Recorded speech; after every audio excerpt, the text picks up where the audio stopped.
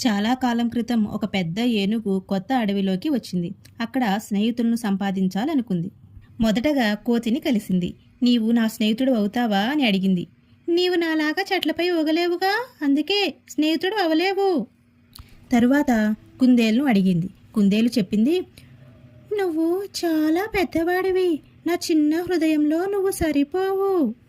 ఒకరోజు అన్ని జంతువులు పరుగు తీస్తున్నాయి. ఏనుగు అడిగింది ఎలుగుబంటిని, ఏం జరిగింది అని. ఎలుగుబంటి భయంతో సింహం వేట మొదలుపెట్టింది అని చెప్పింది. ఏనుగు ధైర్యంగా సింహం ముందుకు వెళ్ళింది.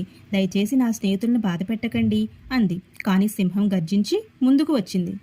ఏనుగు నెమ్మదిగా సింహాన్ని తోసింది. సింహం పడిపోయి కాళ్ళకి గాయమయ్యింది. నెమ్మదిగా అటుగా వెళ్ళిపోయింది. అన్ని జంతువులు వచ్చి చెప్పాయి, నీవు నిజమైన స్నేహితుడవు. ఆ రోజు నుంచి ఏనుగు ఒంటరి కాదు, అందరిది స్నేహితుడిగా మారింది. చూడండి ఫ్రెండ్స్, నిజమైన స్నేహితులు రూపం చూడరు, మనసుని చూస్తారు.